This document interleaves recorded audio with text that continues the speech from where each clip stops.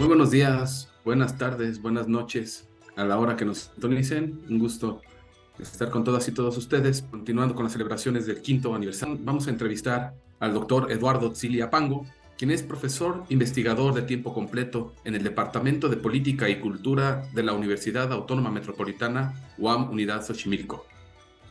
Es integrante del Grupo de Estudios sobre Eurasia, licenciado en Relaciones Internacionales por la Benemérita Universidad Autónoma de Puebla, maestro en estudios de Asia y África con especialidad en China por el Colegio de México y doctor en Ciencias Políticas y Sociales con especialidad en Relaciones Internacionales por la Universidad Nacional Autónoma de México.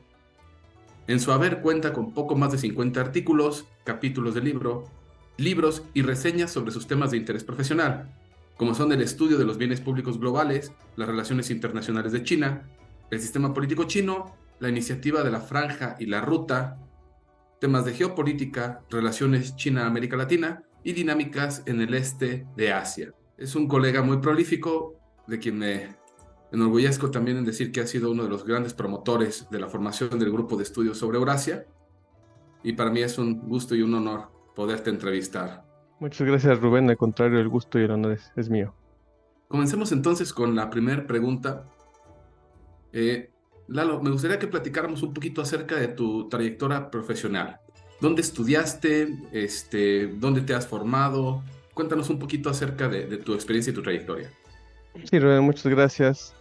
Pues sí, como ya mencionaste, yo estudié en Puebla, en la Autónoma de Puebla, el licenciatura en Relaciones Internacionales, en donde pues tú también estudiaste RI o Estudios Internacionales y sabes que en esa carrera vemos un poco de todo del mundo, ¿no?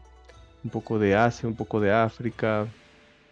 Y entonces, una de las áreas que a mí siempre me llamó la atención desde secundaria particularmente fue el área del este de Asia, particularmente China. Y entonces decidí desde que estaba em, en épocas muy tempranas de la licenciatura, decidí dedicarme a Asia, a China, ¿no? Por ejemplo, en los modelos de Naciones Unidas, los que yo asistía bastantes, porque me gustaban mucho. Casi siempre escogía yo a China con algunas excepciones cuando escogí a Japón o a Vietnam, una vez escogí, pero siempre era China, ¿no? Entonces eso hizo que me perfilara hacia esa dirección de conocimiento. Y ya después, decidiendo pues a qué me iba a dedicar profesionalmente, pues yo me quise dedicar a la investigación, a la docencia. Y a mí se me sugirió que la mejor forma de iniciar ese camino vía la especialización, en este caso geográfica, pues era estudiar en el Colegio de México, ¿no? Y entonces opté por ingresar a la maestría, concursé, bueno, me sometí a las examinaciones, pude quedar afortunadamente y fue un periodo de posgrado muy fructífero. Aprendí mucho, ¿no? Me terminé, ahora sí que enamorando del área en cuestión, de China. Y saliendo, pues pude ya entrar a trabajar. Primero fui asistente de investigación de tiempo completo en la Dirección General de Investigación de la Universidad Iberoamericana de Ciudad de México.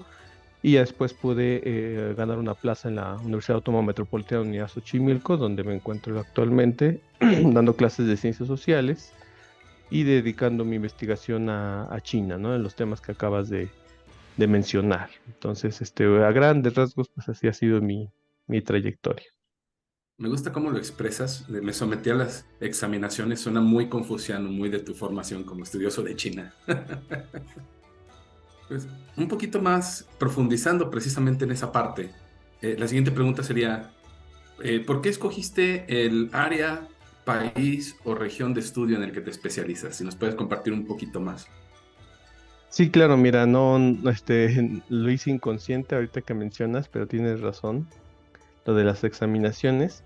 Pues mira, yo la verdad me quise dedicar a China bueno, no me quise dedicar a estudiar, sino más bien me llamó la atención China desde que en secundaria de la clase muy buena que yo recuerdo con mucho cariño del profesor Juan Manuel, se llamaba el profesor de historia de secundaria, de historia universal, pues nos enseñó sobre muchos campos y en una de esas tuve la oportunidad de ver una película que es de mis favoritas, que es la del Emperador, de Martin Scorsese, ¿no? Que su versión larga dura pues poquito más de 3 horas. Es una película muy buena porque al final es esta transición, ¿no? De la última dinastía Qing allá incluso la República Popular en tiempos de Mao y todo lo que pasa, ¿no? El emperador Aishin Puyi se llama.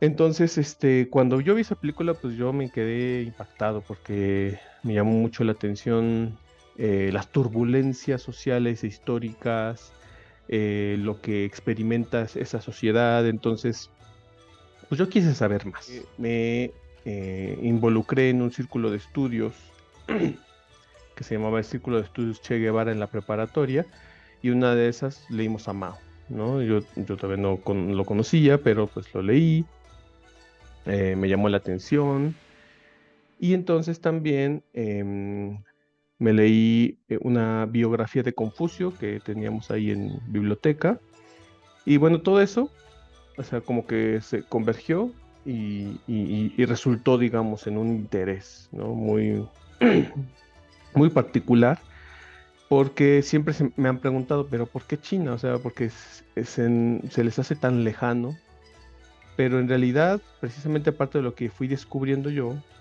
fue que China es muy parecido a México en muchos aspectos, desde la historia de las revoluciones sociales, pasando por la gastronomía, una estructura familiar o social muy particular. Entonces, de alguna manera, como que me vi un poco reflejado ahí, porque si China pudo desarrollarse de la manera en que se desarrolló y superar sus problemas de la manera en que los superó, porque nosotros no podríamos, ¿no? Entonces, a lo mejor de manera un poco forzada, ahora ya estoy más consciente de eso, de que a lo mejor no necesariamente tendríamos que repetir la experiencia, pero pues sí me llamó, eso fue lo que me impulsó a acercarme a China y aprender de China para poder, vamos a decir, fomentar, ¿no? Esos resultados del aprendizaje aquí en México. Muy interesante, me gusta el planteamiento que haces con respecto a las similitudes entre México y Japón. Eso daría para muchas otras charlas, conferencias, hasta un seminario. Pero ahorita vamos a enfocarnos más un poco más en tu trayectoria, ¿sí? Para si nos pudieras compartir acerca de lo que estás trabajando actualmente. Sé que te acabas de doctorar, si quieres comentarnos un poquito acerca de eso. ¿Qué publicaciones, conferencias, en qué temas has estado trabajando últimamente o tienes previstos para el futuro próximo? Sí, gracias. Pues mira, como tú sabes, o no sé si percibas eso, pero yo soy muy inquieto y yo trabajo, bueno, a mí me gusta mucho la investigación, me gusta mucho enterarme del chisme, la verdad, de lo que pasa por allá en China, lo que pasa por allá en el este de Asia. Y bueno, digamos que ese interés, esa inquietud, esa curiosidad intelectual me ha llevado a consolidar varias líneas de investigación ya dedicándome profesionalmente al estudio de China y de Asia. Y en la actualidad me encuentro trabajando en todo lo que tenga que ver con relaciones China-América Latina particularmente. Me invitaron a colaborar en un libro que se va a publicar por Palgrave, si no me equivoco, sobre China, América Latina, y ahí voy a estudiar un poquito, que ese es otro de mis temas de estudio por la tesis doctoral, cómo la, la iniciativa de la Franja de la Ruta, este gran proyecto de China que se impulsó en 2013, se ha sentado en la región latinoamericana, ¿no? Eso es un poquito de lo que voy a hablar. Y más que la iniciativa de la Franja de la Ruta, las políticas de la iniciativa de la Franja de la Ruta, entiéndase la manera en que se llegan a tomar decisiones o que se perfilan proyectos para poder asentarse en América Latina, ¿no? Independientemente del país, pues voy a tratar de analizar. Entonces, es una de las cosas en las que estoy trabajando ahorita. También tengo un proyecto sobre que también resulta de la tesis doctoral, porque como está muy fresco, ¿no? Por eso yo creo que tengo el dato y me quiero animar a hacer este tipo de cosas. Em, Quiero analizar cómo China construye o está construyendo, mejor dicho, socialmente hablando, un mundo un mundo em, alternativo, ¿no? Al occidental, que podríamos denominar, y un mundo en el sentido de una organización económica, cultural, política, social particular que ofrece una cosmovisión distinta a las tradicionales. Entonces, yo espero que resulte en un libro, ¿no? Va a ser un libro que voy a tratar de publicar en autoría única y que en ese sentido pues busco explicar desde la geopolítica crítica, que es un método en el que últimamente también me he estado apoyando, em, cómo China construye socialmente espacios para actuar políticamente en esos espacios, ¿no? Básicamente un poquito de lo que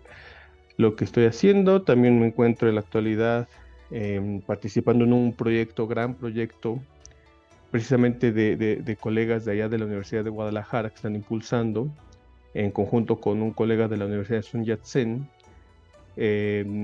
sobre el índice de poder mundial. Me encuentro trabajando en un capítulo sobre el análisis de los vaivenes del poder en los estados de la periferia, vamos a decirlo, ¿no? Entonces yo voy a hablar un poquito del caso de Mongolia, que ese es otra agenda, otro rubro de investigación que ya se inauguró.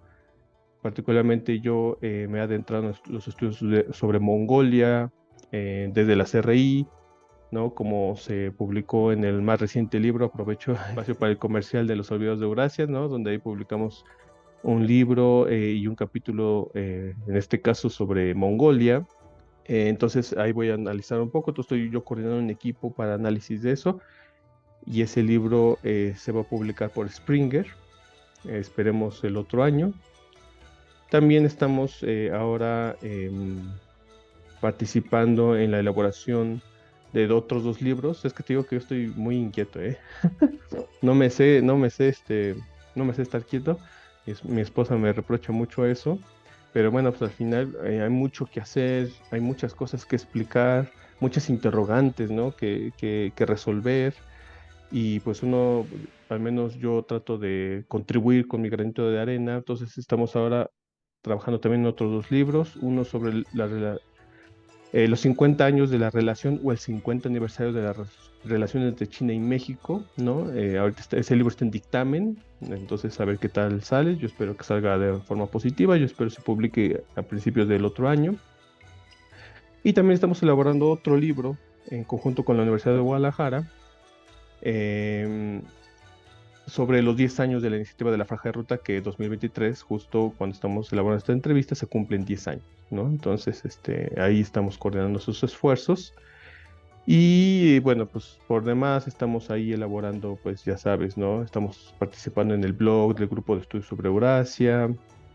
También de repente hago TikToks, ¿no? Hablando sobre temas de política internacional, geopolítica de coyuntura. Entonces, pues sí, más o menos a grandes rasgos, porque al final pues sí he hecho a lo mejor bastantes cosas y incluso ni yo mismo puedo medio recordar a veces a detalle que he hecho, pero sí he trabajado algunas que otras cosas y a lo mejor lo que me falta a mí trabajar, que no sé si por negligencia o por cuestiones del destino no he podido trabajar, ha sido la relación entre China y África.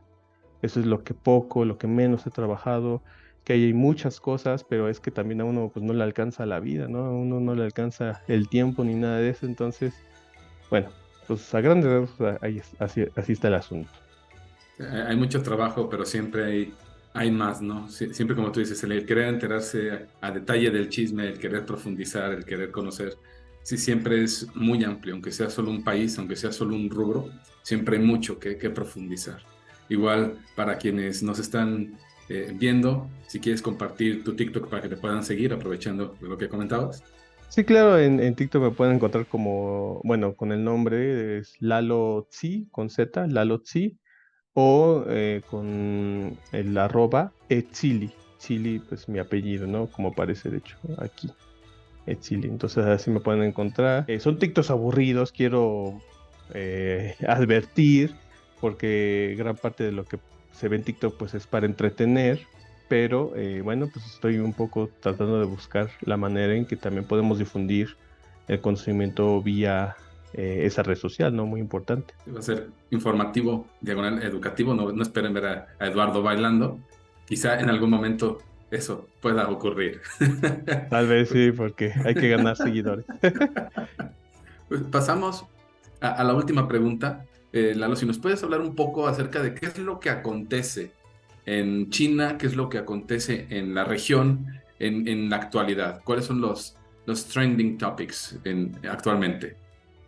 Sí, no, ahorita en China están pasando muchas cosas muy interesantes, algunas de preocuparse incluso porque acaba de publicarse un video en el que dos barcos militares, uno chino y otro estadounidense, estuvieron a punto de colisionar, estuvieron a 150 metros casi, ¿no? Ahí en mares del Mar del Este, entre del Este y Mar del Sur de China, por ahí, por ese espacio. Y entonces, bueno, dimes y diretes entre los gobiernos de China y Estados Unidos, ¿no? Uno culpa al otro y así, pero eso, bueno, al final es una de las muestras más recientes de un incremento de tensiones que se ha dado entre China y Estados Unidos. A esto se suma una aseveración de el profesor Yang Xuetong, que es uno de las grandes figuras reconocidas en la Academia de Relaciones Internacionales de China, que ya reconoce el profesor que estamos en una era bipolar, lo cual es un cambio significativo, todavía no oficial, vamos a decirlo, de la Academia de RI de China, pero sí significativo en el sentido de que desde China se peleaba, por así decirlo, se pugnaba, se argumentaba la existencia de un mundo multipolar, pero ahora cambiar esa narrativa a una bipolaridad es alarmante porque al final China parece reconocer que ya estamos en una época en donde China tiene que competir contra Estados Unidos, solamente contra Estados Unidos, ¿no? Y que las demás potencias se están alineando a uno u otro bando. Ese es un poco lo que está pasando también. Y también acaba de ser revelado, o más bien filtrado, pero eso no está todavía comprobado, un audio del actual ministro de Relaciones Exteriores, Qin Gang, sobre esto, ¿no? Un reconocimiento de los problemas internacionales estratégicos en los que China se desenvuelve y sobre la inevitabilidad de la guerra entre China y Estados Unidos. Falta por comprobarse la veracidad de ese audio, es un audio más que un video, pero pues al final, o sea, cuando tú escuchas el audio solito, pues dices, bueno, a lo mejor puede ser fake, no puede ser falso, pero cuando tú lo contextualizas en todo esto que acabo de explicar, entonces adquiere otro sentido. Entonces pareciera que en China, pues lo que está pasando es una concientización geopolítica sobre la posición que China está ocupando en la actualidad en el mundo, sobre lo que eso implica para su propia seguridad y sobre la principal amenaza que está resultando ser Estados Unidos a los intereses de China. Entonces, a grandes rasgos, eso es lo que está pasando. Y bueno, China al final responde, ¿no? con varias iniciativas. Ya les mencioné la iniciativa de la Hoja de la Ruta que se estableció, se fundó desde 2013, pero ya en la actualidad tenemos otras como la Iniciativa de Seguridad Global, de Desarrollo Global, de Civilización Global. Todas estas iniciativas han sido propuestas oficialmente por el gobierno chino precisamente para tratar de hacer las relaciones internacionales de China y del mundo en lo general, por así decirlo, un poco más llevaderas. Es un poco la idea de esas iniciativas, que los países que se interesen en apoyar estas iniciativas de liderazgo chino, pues tengan un poco la certeza de que China está buscando mantener, si no la paz en el mundo, pero sí un ambiente internacional estable para continuar el ritmo del desarrollo, que es lo que les interesa a China, ¿no? Entonces, al final, pareciera que Estados Unidos observa que el mundo es un mercado finito, por así decirlo, para todo, es decir, mercado para ideas, para productos, para lo que sea, y entonces siente que debe de competir con el otro gran oferente, ¿no? De ideas, de productos, de valores, de tecnología que está haciendo China, y por eso las iniciativas buscan tratar de jalar países, ¿no? No aliados, pero sí socios para mantener esa dinámica. Entonces, en la actualidad, pues al final para uno es muy interesante, pero no deja de preocupar porque pues son cuestiones que nos han permitido a los internacionalistas o a quienes estudiamos RI tener, por ejemplo, que hablar otra vez de la guerra, ¿no? Entonces, antes era que conflicto, actores no estatales, terrorismo, tenía sus particularidades en la forma de tratar o de estudiarlo, pero ahora tenemos que hablar otra vez de la guerra como fenómeno que se supone que ya se había acabado desde la Segunda Guerra Mundial o desde la Guerra Fría, porque la Guerra Fría incluso, sí hablamos de guerra, pero hablamos de guerras proxies.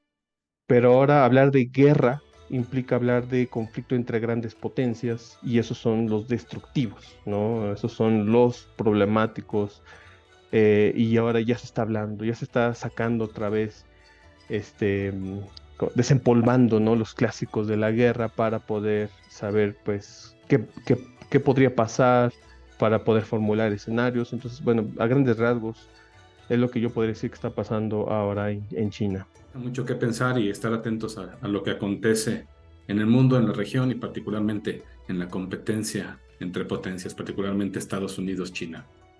Pues Eduardo, te agradezco mucho por compartir todo esto con nosotros. Agradecemos a quienes nos están sintonizando y les invitamos a estar pendientes de las siguientes entrevistas en el marco de este 5º aniversario del Grupo de Estudios sobre Eurasia. No sé si quisieras agregar algo más. Pues no, nada más que agradecerte, Rubén, por la entrevista. Obviamente agradecer al Grupo de Estudios sobre Eurasia por esta iniciativa y recordar que se hace esto en el contexto del 5º aniversario del GESE y que estamos de manteles largos y que, sumándome a lo que ya dijo Rubén, pues invitarles, ¿no? A que estén pendientes de nuestras actividades en Facebook, en Twitter, en Instagram, estamos en casi todos lados. Entonces, un poco para eh, fomentar, ¿no? Para difundir los estudios sobre la Gran Eurasia. Muchas gracias, Eduardo. Muchas gracias a quienes nos sintonizan. Sigan al pendiente de las próximas entrevistas. Hasta luego. Hasta luego.